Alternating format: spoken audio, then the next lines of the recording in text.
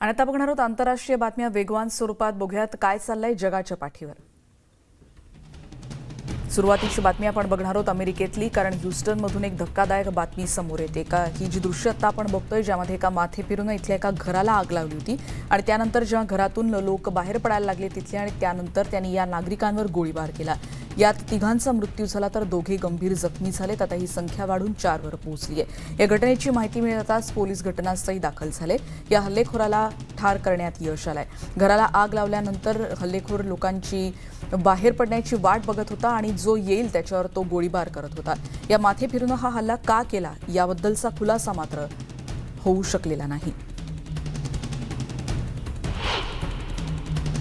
आता बघणार आहोत एका मोठ्या मोहिमेबद्दलची बातमी, कारण नासाचे वैज्ञानिक आर्टेमिस 1 हे मून रॉकेट आता प्रक्षेपित करतायत आणि आज केप कॅनवर इथल्या लॉन्च कॉम्प्लेक्समधून ओरियन अंतराळ यान प्रक्षेपित केलं जाणार आहे. अभियानाची तयारी आता पूर्ण झालेली आहे. ही एक महत्त्वाची मोहीम म्हणून याकडे बघितलं जातं. नासाचं आजपर्यंतचे सगळ्यात शक्तिशाली स्पेस रॉकेट पृथ्वी सोडून अंतराळात जाण्यासाठी त्यामुळे आता सज्ज झालंय. 50 वर्षांनंतर नासाकडून आता मानवाला चंद्रावर पाठवण्याची तयारी पुन्हा केली जाणार आहे आणि त्यासाठीचा हा एक महत्त्वाचा टप्पा आहे. नासाच्या मोहिमेत अगणित हात होते, कारण अनेकांनी यासाठी प्रचंड मेहनत घेतली. नासाच्या अपोलो प्रोग्रामसाठी US गोल्फ कोस्टवर खास सुविधा त्यासाठी उभारण्यात आलेली होती. या एकाच मिशनची किंमत तब्बल $4 बिलियन पेक्षाही अधिक आहे. अंतराळवीर चंद्राच्या परिसरात आणि चंद्रावरून परत येईपर्यंत संपूर्ण या कार्यक्रमाला तब्बल $93 अब्ज ची किंमत या सगळ्या मोहिमेची असेल. 322 फूट अंतराळ प्रक्षेपण प्रणाली रॉकेट नासानं तयार केलेले सगळ्यात शक्तिशाली रॉकेट आहे.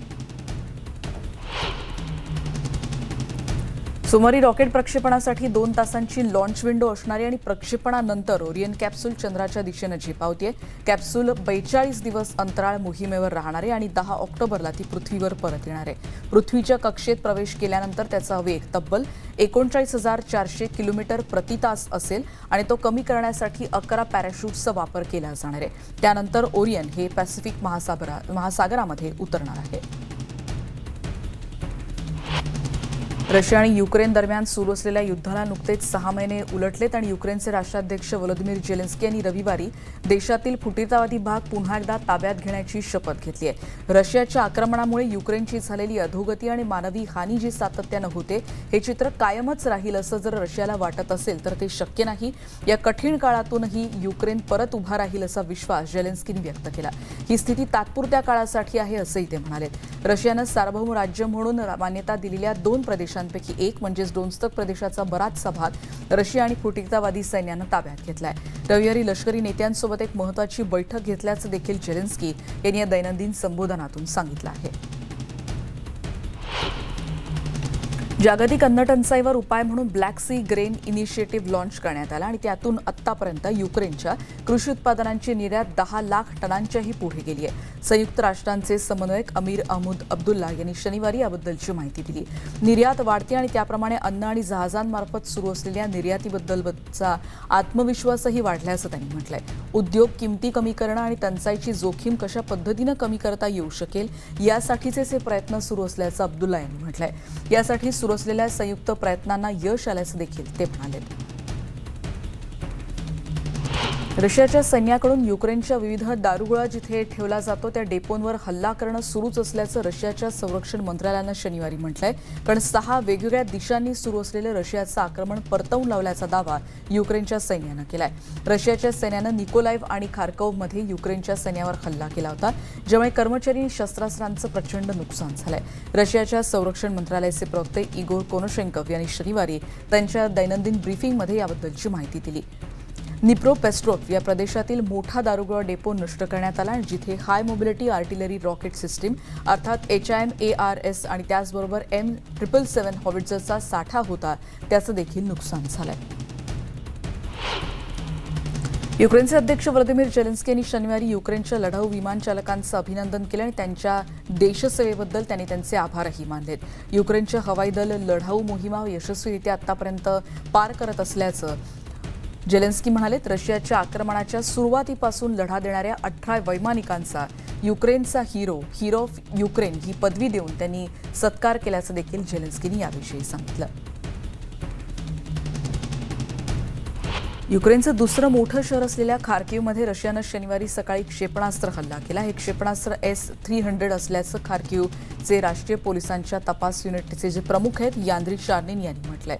पाव्लिस्का या इथल्या स्क्वेअरवर सापडलेल्या तुकड्यांवरून याबद्दलची माहिती देण्यात आली आहे. इथे प्रचंड प्रमाणात नुकसान झालंय. सुदैवानं यात जीवितहानी झालेली नसली तरी एक महिला मात्र यात जखमी झाल्याचं इथल्या गव्हर्नर ओलेव्ह यांनी म्हटलं आहे. युक्रेनमधल्या युद्धस्थितीमध्ये जलमार्गाद्वारे धोका उद्भवू शकतो ही शक्यता लक्षात घेत ब्रिटनच्या रॉयल नेव्हीनं युक्रेनच्या नाविकांना आता ड्रोनचं प्रशिक्षण द्यायला सुरुवात केली आहे. रॉयल नेव्हीच्या diving and threat exploitation group आणि US नेव्हीच्या फ्लीटनं दक्षिण इंग्लंडमधल्या एका सुविधेमध्ये 12हून अधिक युक्रेनच्या कर्मचाऱ्यांना 3 आठवड्यांचं प्रशिक्षण दिलंय. नौकांमधून जहाजं समुद्रात सोडण्याचा सरावही या प्रशिक्षणाचा भाग आहे. ब्रिटिश ब्रॉडकास्टर स्काय न्यूजच्या अहवालातून ही माहिती देण्यात आली. युक्रेनला ब्रिटन आणि अमेरिकेकडून एकूण 6 माइन हंटिंग ड्रोन मिळणार आहेत आणि ज्यामध्ये पाण्याखालील जी स्फोटकं असतात त्याचा धोका शोधण्यासाठी तो ओळखण्यासाठी या ड्रोन सोनर तंत्रज्ञानाचा वापर केला जातो. काळ्या समुद्रातील धान्य आणि इतर खाद्यपदार्थांच्या निर्यातीसाठी एक प्रमुख केंद्र ज्याला ओडेसा बंदरातून ही सगळी निर्यात होतीये आणि त्याच्या आसपास या प्रणालीचा म्हणजेच ड्रोन प्रणालीचा निश्चितच उपयोग होऊ शकेल. ऑगस्टच्या सुरुवातीला नाकेबंदी उठवल्यामुळे जहाजांमार्फत हळूहळू निर्यात सुरू करण्यात आली आहे. पण या भागात सागरी खाणी आहेत आणि त्यामुळे हा मार्ग धोक्याचा ठरू शकतो. त्या दृष्टीनं हे प्रशिक्षण अत्यंत महत्त्वाचं आहे. रशियाच्या सैन्यानं रविवारी स्लोव्यान्स्कवर केलेल्या गोळीबारात निवासी इमारती आणि शाळेचं प्रचंड नुकसान झाल्याचं युक्रेनच्या अधिकाऱ्यांनी म्हटलंय. डोनबास प्रदेशात असलेल्या शहरात अनेक महिन्यांपासून जोरदार गोळीबार होतोय. या भागातले नागरिक घरांचं किती नुकसान झालंय याचा आढावाही आता घेत आहेत.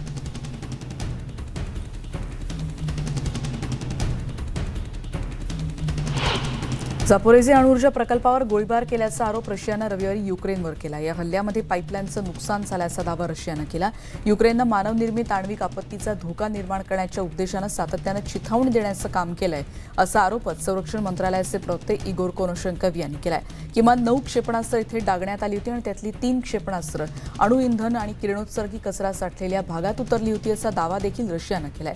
इथले कर्मचारी परिस्थितीवर लक्ष ठेवून आहेत आणि प्लांटमधलं रेडिएशनची पातळी ही आता सामान्य असल्याचं रशियानं म्हटलंय. पण अशा पद्धतीने हे आरोप प्रत्यारोप रशिया आणि युक्रेनमध्ये सातत्यानं सुरू आहेत. रशियाचं नियंत्रण असलेल्या डोन्स्क प्रदेशामध्ये नवीन शैक्षणिक वर्ष सुरू करण्याची तयारी करण्यात येते. रशियाच्या या प्रोग्राम अंतर्गत आणि रशियन पाठ्यपुस्तकांच्या अभ्यासासाठी शाळा आणि शिक्षक आता तयारी करतात. कारण बंडखोरांचा कब्जा असलेल्या डोन्स्क आणि या सगळ्या मारियोपोलमधल्या काही भागांमधल्या शाळांमध्ये नवीन पाठ्यपुस्तकांचा साठा वितरित करण्यात आलाय. या सगळ्या श्रेणीमध्ये पाठ्यपुस्तकं दिली जातील असं डोन्स्क पीपल्स रिपब्लिकचे प्रमुख कोत्सेंको यांनी म्हटलंय. 1 सप्टेंबरपर्यंत सगळ्याच विद्यार्थ्यांना पाठ्यपुस्तकं मिळतील असा विश्वास मारियोपोल शाळेतले ग्रंथपाल लरिसा यांनी व्यक्त केला. पहिल्यांदाच आम्ही सगळी पुस्तकं रशियन बघित नसल्याचं त्यांनी म्हटलंय. आमच्याकडच्या स्टोरेजमध्ये देखील आता कुठलीही युक्रेनची पुस्तकं नाहीत असं इथल्या ग्रंथपालांनी सांगितलंय. देशातील वर्ग सुरू होण्याच्या 1 आठवडा आधीच शुक्रवारी रशियानं स्लोव्यान्समध्ये केलेल्या हल्ल्यामुळे शाळेचं नुकसान झालं. अग्निशमन दलाच्या जवानांनी आग विझवण्याचे प्रयत्न केले पण या इमारतीमध्ये कुठलीही जीवितहानी झाली नाही ही सुदैवाची बाब म्हणावी लागेल. 1909 मध्ये ही इमारत बांधण्यात आली होती ज्यामध्ये बालवाडी आणि प्राथमिक शाळेपासूनचं शिक्षण दिलं जातं. हल्ला होणं हे खूपच वाईट आणि अन्यायकारक असल्याच्या भावना इथल्या नागरिकांनी व्यक्त केल्या.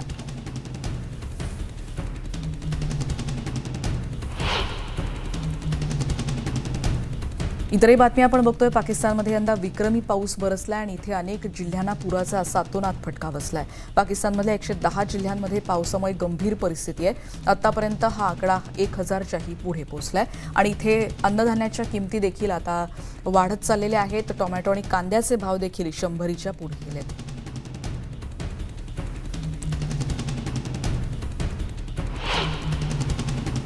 पोप फ्रान्सिस यांनी पाकिस्तानमधल्या पुरामुळे बळी पडलेल्यांसाठी प्रार्थना केली आहे. पाकिस्तानमध्ये आलेल्या पुरात 1000हून जास्त जणांचा मृत्यू झाला आणि युद्धामुळे त्रस्त झालेल्या युक्रेनच्या नागरिकांसाठी देखील पोप फ्रान्सिस यांनी प्रार्थना करण्याचं आवाहन केलं आहे. माद्रिदमध्ये शनिवारी एक क्रिप्टोकरन्सी मेटावर्स इव्हेंट आयोजित करण्यात आला होता. स्पॅनिश अर्थव्यवहार अधिकाऱ्यांनी त्याच्या नियमनाबद्दल इशारा दिलेला होता, पण सोबतच विरोधकांनी याचं नियमन रद्द करण्याची मागणी केली. CNMV स्टॉक मार्केट रेग्युलेटरने या आठवड्यात इशारा दिला होता आणि याप्रमाणे इव्हेंटचे आयोजक असलेल्या मंडो क्रिप्टो किंवा त्यांच्या प्रायोजकांना गुंतवणूक सेवा प्रदान करण्यासाठी किंवा आर्थिक व्यवहार करण्याचा कोणताही अधिकार नाही. स्पॅनिश आर्थिक व्यवहार अधिकारी आणि CNMVच्या मते अशा इव्हेंटचा उद्देश लोकांना, विशेषतः तरुणांना, संभाव्य परिणामांची पूर्ण माहिती न घेता क्रिप्टोकरन्सीमध्ये गुंतवणूक करायला प्रवृत्त करणं हाच असतो, असंही त्यांनी म्हटलंय. Tokyo international conference on African development म्हणजेच TICAD ची परिषद रविवारी पार पडली, ज्यात आफ्रिकन देशांसाठी तब्बल $30 अब्ज निधीला मंजुरी देण्यात आलेली आणि अनेक इतर करारही यावेळी झालेत. ट्युनिशियामधल्या बैठकीच्या पार्श्वभूमीवर जपान आणि आफ्रिकन देशांदरम्यान 30हून अधिक करारांवर स्वाक्षऱ्या करण्यात आल्या. कोरोनाचे झालेले आर्थिक परिणाम, युक्रेन-रशिया युद्धामुळे वाढलेलं अन्न संकट आणि अनेक आफ्रिकन देशांसमोरचं हवामान बदलाचं आव्हान हे प्रमुख मुद्दे या 2 दिवसांच्या बैठकीत चर्चेला होते. जपान सरकारने 1993 मध्ये पहिली शिखर परिषद या संदर्भातली घेतली आणि त्याचं आयोजनही केलं होतं. आता ही परिषद संयुक्त राष्ट्र, त्याचबरोबर आफ्रिकन युनियन आणि जागतिक बँकेच्या सहकार्याने आयोजित केली जाते. शिखर परिषदेने आतापर्यंत 20 आफ्रिकन देशांमध्ये 26 विकास प्रकल्पांची निर्मिती केली आहे. इस्लामिक जिहाद या दहशतवादी गटाचा वरिष्ठ सदस्य बसम अल सादी रविवारी लष्करी न्यायालयात हजर झाला होता. इस्रायलनं त्याच्यावर दहशतवादी आरोप दाखल केल्यानंतर अल सादी लष्करी न्यायालयात हजर झाला. त्याच्या अटकेमुळे या महिन्याच्या सुरुवातीला गाझामध्ये जी 3 दिवस जोरदार लढाई सुरू होती, इजिप्तच्या मध्यस्थीनंतर झालेली शस्त्रसंधी या 3 दिवसांच्या लढाईमुळे खंडित झाली होती.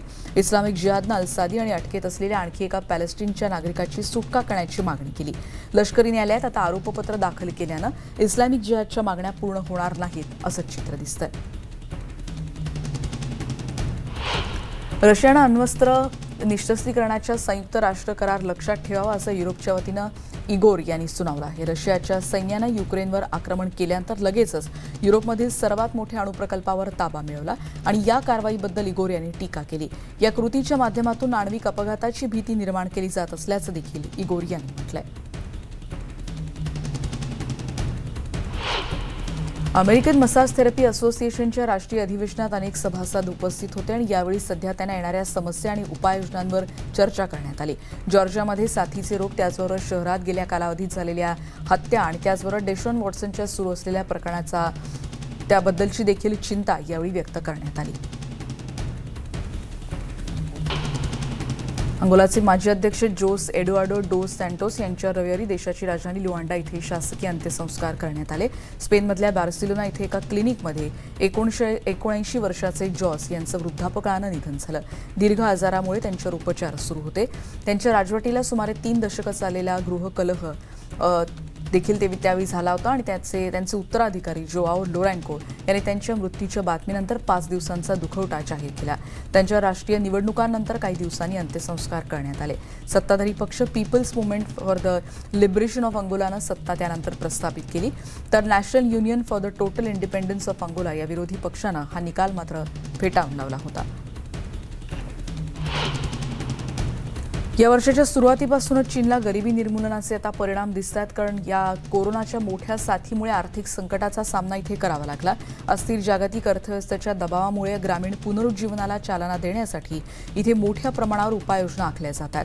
चीननं आपलं राष्ट्रीय इथलं पुनरुज्जीवन कसं धोरण राबवावं यासाठी अनेक उपाययोजना केल्या आहेत. ग्रामीण भागातल्या रहिवाशांना गरिबीतून रोखण्यासाठी, आणखीन गरिबीतून किंवा दारिद्र्यातून रोखण्यासाठी डायनामिक मॉनिटरिंग यंत्रणेची देखील स्थापना करण्यात आली. वर्षाच्या पहिल्या 6 महिन्यांमध्ये दारिद्र्याकडे परत जाण्याचा धोका असलेल्या जी कुटुंब होती त्यांना 65% कुटुंबांना कर्जमुक्त करण्यात आलं होतं. हा देखील या मोहिमेचा एक भाग होता.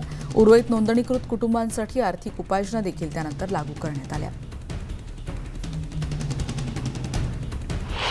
आणि आता बघणार आहोत इतरही बातम्या. थोडक्यात बघूयात जगाच्या पाठीवर आणखीन काय काय घडतं. आता एक बातमी आहे अवॉर्ड सेरेमनीविषयीची आणि ती बातमी आहे MTV व्हिडिओ म्युझिक अवॉर्डची. कारण 28 ऑगस्टलाच म्हणजेच काल रविवारी हा अवॉर्ड सोहळा झाला आणि ज्यात टेलर स्विफ्ट देखील नेवाकमधल्या न्यूजर्सी इथल्या प्रुडेन्शियल सेंटरमध्ये झालेल्या या फंक्शनला उपस्थित होती. त्याचबरोबर डिलन ओब्रायन आणि सारा रामोसही यावेळी उपस्थित होते. ऑल टू वेल या शॉर्ट फिल्ममध्ये सॅडी सिंग देखील ओब्रायन स्विफ्टच्या त्याच्यासोबत होतं आणि रामोस आणि ओब्रायन अनेक वर्षांपासूनचे मित्र आहेत. यावेळी अनेक सेलिब्रिटी देखील उपस्थित होते, पण खऱ्या अर्थानं सर्वोत्कृष्ट संगीत व्हिडिओ आणि कलाकारांचा सन्मान करण्यासाठी या अवॉर्ड फंक्शनचं आयोजन केलं जातं.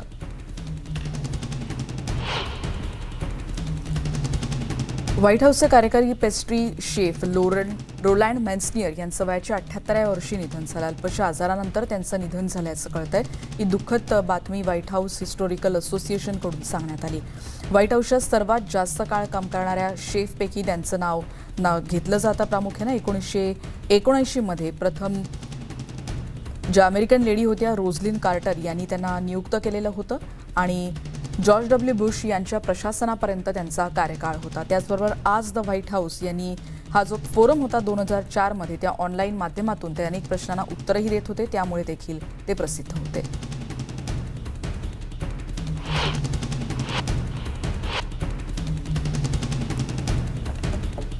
ऑगस्ट 1997ला प्रिन्सेस डायनाचा अपघाती मृत्यू झाला होता आणि याच डायनाच्या लग्नाच्या पोशाख डिझाईन करणारे डिझायनर एलिझाबेथ एमेनेल यांनी त्यांच्या आठवणींना उजाळा दिलाय.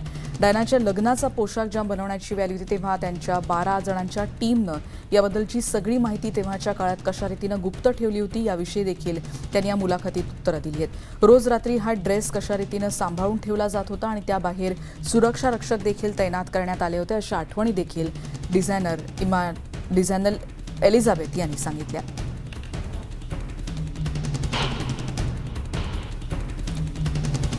इतरही बातम्या आपण बघणार आहोत. इटलीच्या 70 वर्षातला सर्वात भीषण दुष्काळाचा सामना करावा लागत असताना रोममधल्या पावसाच्या कमतरतेमुळे तिथल्या टायबर नदीच्या पाणी पातळीत मोठी घट झालेली होती.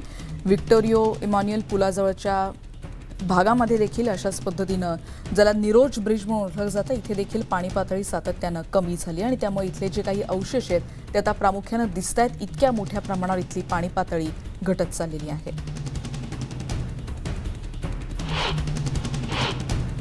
बातमी आहे रशियातली, कारण रियाझान प्रदेशातल्या जंगलामध्ये आग लागली होती आणि ती रोखण्यासाठी 9000पेक्षा अधिक कामगार ज्या आपत्कालीन विभागात काम करतात ते यासाठी प्रयत्न करत असल्याची माहिती रशियाच्या आपत्कालीन विभागाच्या मंत्र्यांनी यावेळी दिलेली होती. इथल्या सगळ्या भागाची देखरेख देखील करण्यात येते, त्यावर लक्ष देखील ठेवलं जात आहे. पर्यटकांकडून इथे बार्बेक्यू योग्यरित्या विझवण्यात आला नाही आणि त्यानंतर ही आग लागल्याचा प्राथमिक अंदाज व्यक्त केला जातोय. बातम्या बघूयात. भारतात गेल्या 24 तासात कोरोनाच्या 7,591 नवीन रुग्णांची नोंद झाली, तर 24 तासात 9,206 जणांनी कोरोनावर मात केली. देशभरात 84,931 कोरोना रुग्णांवर उपचार सुरू आहेत, तर कोरोना बळींची देशातली एकूण संख्या 5,27,799 वर पोहोचली आहे. शांघायमध्ये गुरुवारपासून सुरू होणाऱ्या नवीन सत्रासाठी प्राथमिक आणि माध्यमिक शाळांची तयारी सुरू आहे. कर्मचारी आणि विद्यार्थ्यांच्या सुरक्षेसाठी कोरोनाचे प्रतिबंधन नियंत्रणासाठी कठोर उपाययोजना आखण्यात आल्या आहेत. शांघाय कन्झर्वेटरी ऑफ म्युझिकच्या एक्सपेरिमेंटल स्कूलच्या प्रवेशद्वारावर तब्बल 6 डिजिटल सेंटिनल चॅनल आणि त्याचबरोबर 2 स्पेशल चॅनल्सची देखील सुविधा करण्यात आली आहे. कारण 9 इयत्तांमधले तब्बल 3,000 शिक्षक आणि विद्यार्थ्यांना त्यांच्या आरोग्याची पडताळणी केल्यानंतरच शाळेमध्ये प्रवेश करता येणार आहे. शाळेतल्या प्रत्येक मजल्यावर 6 वेगवेगळ्या रंगीत सूचनांचे स्टिकर्स लावण्यात आलेत, जेणेकरून विद्यार्थ्यांना वेगवेगळ्या मार्गाने इथे प्रवेश दिला जाणार आहे. शाळेतल्या वर्गात टेबल्स आणि खुर्च्या देखील निर्जंतुक करण्यासाठी क्लीनरची व्यवस्था करण्यात आली आहे. विद्यार्थ्यांना खराब हवामानामध्ये त्याचबरोबर वारा आणि पावसापासून त्यांचा बचाव व्हावा यासाठी शाळेनं बाहेर अनेक तंबू देखील तैनात केलेत.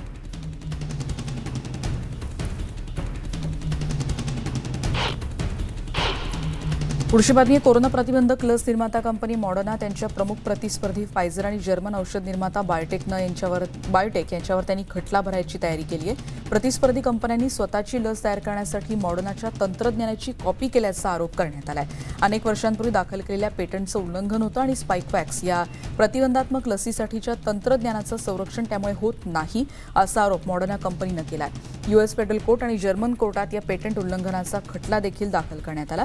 फायझरच्या प्रवक्त्यानं याबद्दलचं भाष्य करायला नकार दिला असला तरी कंपनीला या खटल्याची प्रत मात्र देण्यात आली नाही. मॉडर्ना आणि फायझरचे 2 डोस रुग्णांना कोरोना व्हायरसशी लढण्यासाठी मदत करण्यासाठी उपयुक्त ठरत आहेत.